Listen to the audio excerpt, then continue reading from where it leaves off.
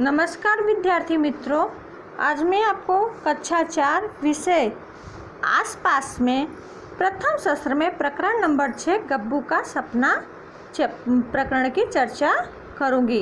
तो बच्चों, ये जो गब्बू का सपना जो प्रकरण है, इसमें एक गीत है और जिसमें सपने की बात की गई है। जैसे कि हम लोग जानते हैं सपना हमें कब आता है बच्चों, तो रात में आता है। तो ये गब्बू को सपना आया है जो वो बता रहा है हम सबको। तो सुनो सब सपने की बात, बीच में बोले उसे कौवा मारे लात। रात हुई तब आई परी, हाथ में चॉकलेट की थैली भरी। गब्बू जो है वो बता रहा है कि रात को मेरे सपने में कौन आई, तो परी आई। और वो क्या लेकर आई थी, तो चॉकलेट भरी थैली। गब्बू को परी ने दी चॉकलेट, गब्बू उससे भरता पेट। अब जो परी चॉकलेट लाई थी उसने परी ने किसको दी, गब्बू को, और गब्बू ने उससे अपना पेट भरा। गब्बू के साथ परी घूमने जाए, आकाश में ठंडी हवा लहराए। फिर उसके बाद जो परी है वो गब्बू के साथ घूमने निकली। कब, रात्रि के समय, जब ठंडी ठंडी हवा चल रही थी। रात को गब्बू को तारे मिले, गब्बू की बातों में तारे पड़े। तो रात को जब गब्बू और परी दोनों टहलने निकले तो रास्ते में कौन मिले, तो पहले तारे मिले और तारों ने जो है वो गब्बू से बातें की। चंदा मामा दूर से दिखे, गब्बू मामा को देख तुरंत हंसे। फिर उसके बाद कौन दिखा गब्बू को, तो चंदा मामा, जिसको देखकर गब्बू और मामा एक दूसरे को देखकर हंसे। चंदा मामा गब्बू को मिलने आए, टिमटिमाते तारों की साड़ी लाए। तो चंदा मामा जो है वो किसको मिलने आए थे, तो गब्बू को मिलने आए थे। और क्या लेकर आए थे, तो टिमटिमाते हुए तारों की साड़ी लेकर आए थे। गब्बू को चंदा मामा वापस लाए, गब्बू तो जोर से तान लगाए। मामा कहे अब सूरज की बारी, कल रात फिर दोस्ती तुम्हारी। क्या होता है, फिर उसके बाद चंदा मामा जो है वो वापस चले जाते हैं और इतना कहते हैं कि अब जो है कल जो है वो सूरज की बारी है और फिर रात को फिर से हम मिलेंगे। अब इधर बच्चों पहेली दी गई है, जैसे दिन में दिखता तारा हूँ, सबको तेज देता हूँ, मेरे आने से सुबह होए, अंधेरा मुझसे दूर भाग जाए। तो बच्चों ये क्या हो सकता है, चित्र में क्या दिखाई दे रहा है, तो बच्चों सूरज दिखाई देता है। तो इस पहेली का उत्तर क्या होगा, सूरज। हाँ, सूर्य एक तारा है, दूसरे तारों की अपेक्षा सूर्य हमारे अधिक पास है, इसलिए सूर्य बड़ा दिखाई देता है। तो बच्चों इसमें जैसे कहा गया है कि सूर्य तारा है, तो आपके मन में प्रश्न होता होगा कि सूर्य तारा कैसे है, तारे तो छोटे छोटे और टिमटिमाते हुए दिखाई देते हैं और सूर्य तो प्रकाश देता है और वो भी बड़ा दिखाई देता है। तो बच्चों सूरज जो है वो हमारे सबसे नज़दीक है, इसके लिए हमें वह बड़ा दिखाई देता है।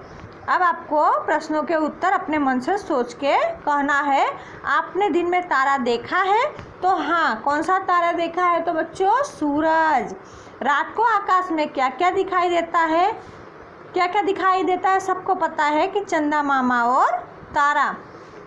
आप दिन में चंदा मामा को देख सकते हैं, तो बच्चों देख सकते हो।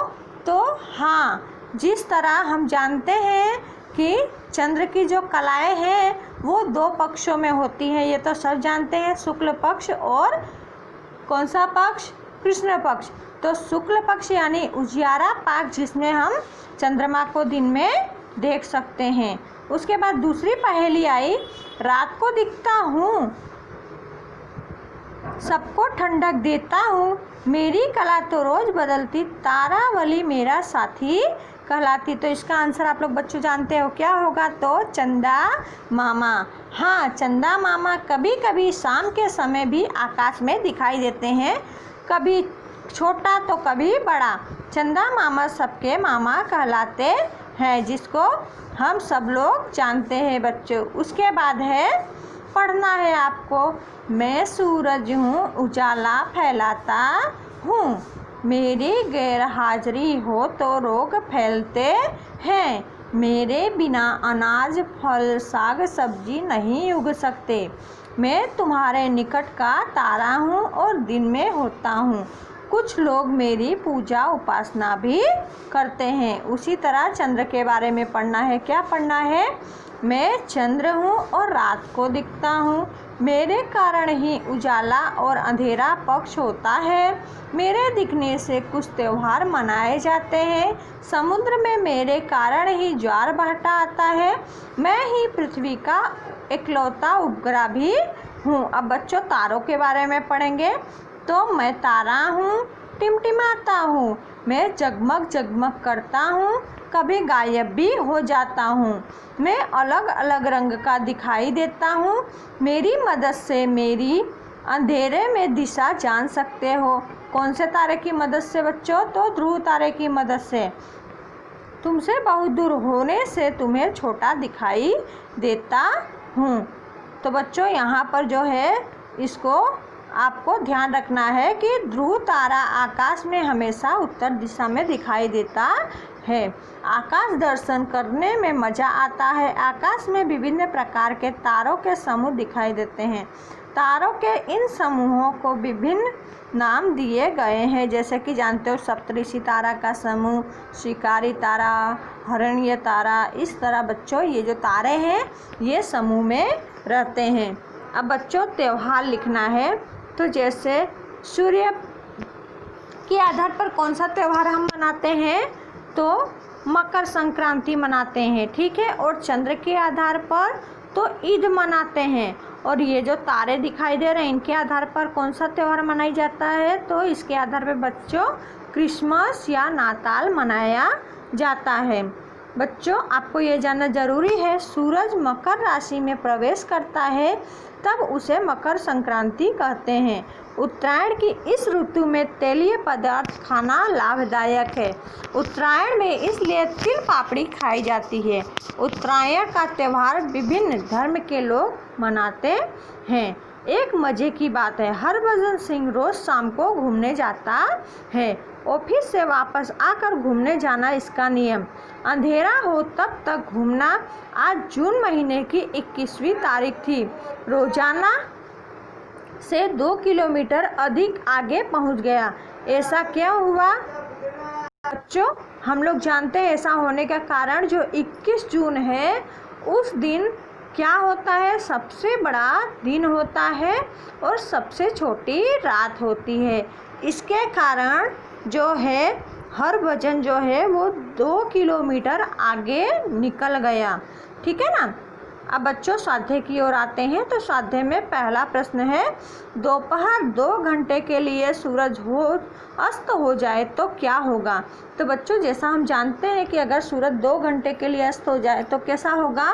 चारों तरफ अंधेरा अंधेरा छा जाएगा। सूरज के अलावा दूसरे तारे भी दिन में दिखाई दे तो बच्चों दिखाई देते हैं ना, आपने देखा है ना? हाँ।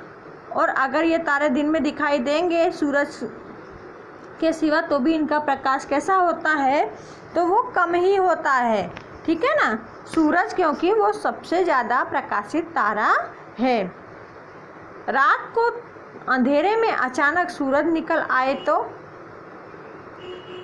यदि रात को अंधेरे में सूरज निकल आएगा तो क्या होगा? तो अंधेरा दूर हो जाएगा और चारों तरफ उजाला फैल जाएगा। सूर्य चंद्रमा और तारे गायब हो जाए तो बच्चों सूर्य चंद्रमा और तारे यदि गायब हो जाते हैं तो क्या होगा? ना हमें दिन का पता चलेगा, ना हमें रात का पता चलेगा, ना हमें आकाश में तारे दिखाई देंगे और ना हम चंद्र की कलाएँ देख सकते हैं। यहाँ पर ये पाठ बच्चों पूरा होता है और इसे आपको घर काम में करना है और स्कूल खुलने पर ये घर काम जो है वो चेक होगा आपका, ठीक है। धन्यवाद।